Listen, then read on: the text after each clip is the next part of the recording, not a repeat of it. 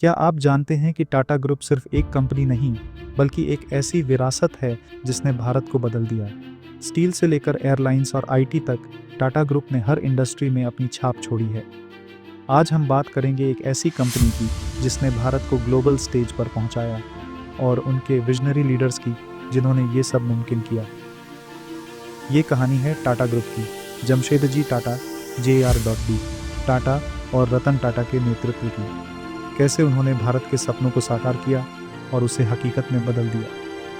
Tata group की शुरुआत हुई 1863 में, जब जमशेदजी टाटा ने सिर्फ 21 साल की उम्र में अपना पहला बिजनेस शुरू किया। जमशेदजी का जन्म 1939 में गुजरात के नवसारी में हुआ था। उनके पिता एक व्यापारी थे और यहीं से जमशेदजी को एंटरप्रेन्योरशिप का पहला अनुभव मिला। जमशेदजी का विजन साफ था, एक ऐसा भारत बनाना जो आत्मनिर्भर हो। उन्होंने उस समय इंडस्ट्री में कदम रखा जब ब्रिटिश हुकूमत भारतीय कारोबारों को दबा रही थी, लेकिन जमशेदजी ने हार नहीं मानी। उनका पहला बड़ा कदम था 1974 में central India spinning, weaving and manufacturing company की शुरुआत। टेक्सटाइल इंडस्ट्री में यह उनका पहला कदम था। जमशेदजी का मानना था कि एक मजबूत अर्थव्यवस्था के लिए इंफ्रास्ट्रक्चर और एजुकेशन सबसे ज़रूरी है।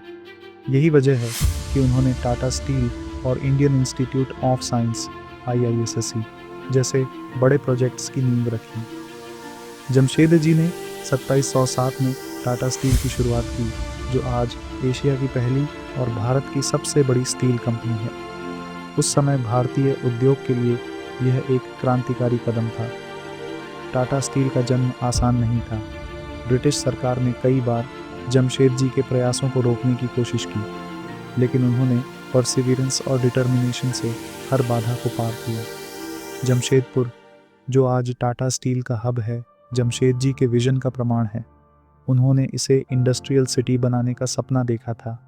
उनका कहना था, हम सिर्फ मुनाफे के लिए नहीं, बल्कि देश के भविष्य के लिए काम करेंगे। जमशेदजी टाटा की विरासत को आगे बढ़ाया उनके भतीजे ZARD टाटा ने। ZARD टाटा को एविएशन और इनोवेशन में खास दिलचस्पी थी। उन्होंने 1932 में टाटा एयरलाइंस, जो आज एयर इंडिया है, की शुरुआत की। JRD टाटा सिर्फ बिजनेसमैन नहीं, बल्कि एक विजनरी लीडर थे। उनके नेतृत्व के दौरान टाटा ग्रुप ने कई नए वेंचर्स शुरू किए, जैसे टाटा मोटर्स और टाटा केमिकल्स।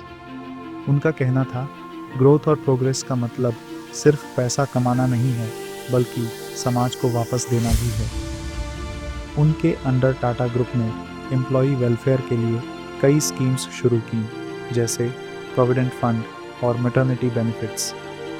टाटा ग्रुप का सबसे बड़ा ट्रांसफॉर्मेशन रतन टाटा के नेतृत्व में हुआ।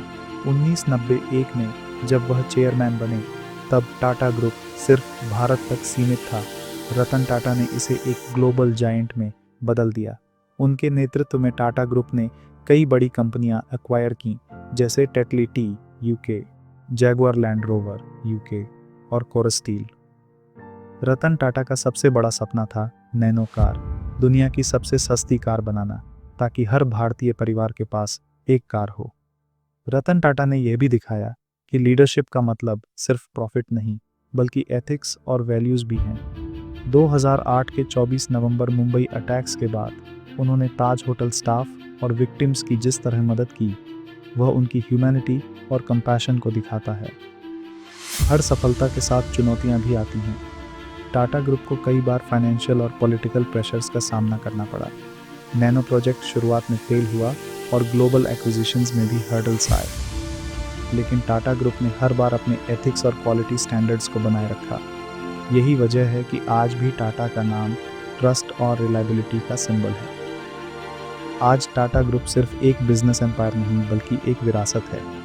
टाटा ट्रस्ट्स, जो टाटा ग्रुप के प्रॉफिट्स का 66% संभालता है, शिक्षा, स्वास्थ्य और ग्रामीण विकास के लिए काम करता है।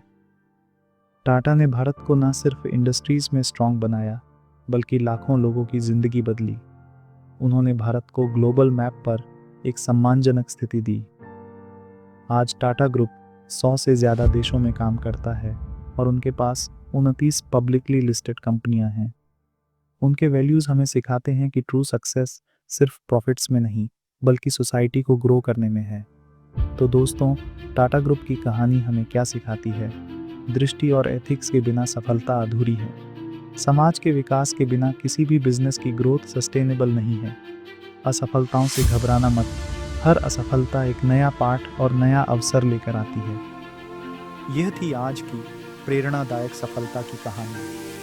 उम्मीद है कि आपको यह कहानी उतनी ही दिलचस्प और प्रेरणादायक लगी होगी जितनी मुझे। मेरे लिए इस कहानी का सबसे रोचक हिस्सा था कि कैसे चुनौतियों का सामना कर उन्होंने सफलता हासिल की। आपके लिए इस कहानी का सबसे प्रेरणादायक हिस्सा क्या रहा? नीचे कमेंट में ज़रूर बताएं। अगर आपको यह वीडियो पसंद आया हो तो लाइक करें, शेयर करें ताकि आपको आगे भी ऐसी ही प्रेरणादायक कहानियाँ मिलती रहें। आपका समर्थन हमें और बेहतरीन कंटेंट लाने के लिए प्रेरित करता है। इसके अलावा आप हमें बताएं कि अगली बार आप किस शख्सियत की सफलता की कहानी सुनना चाहेंगे। और याद रखें, हर सफलता की शुरुआत एक छोटे कदम से होती है। अपने सपनों को पूरा करने के लिए मेहनत जारी रखें।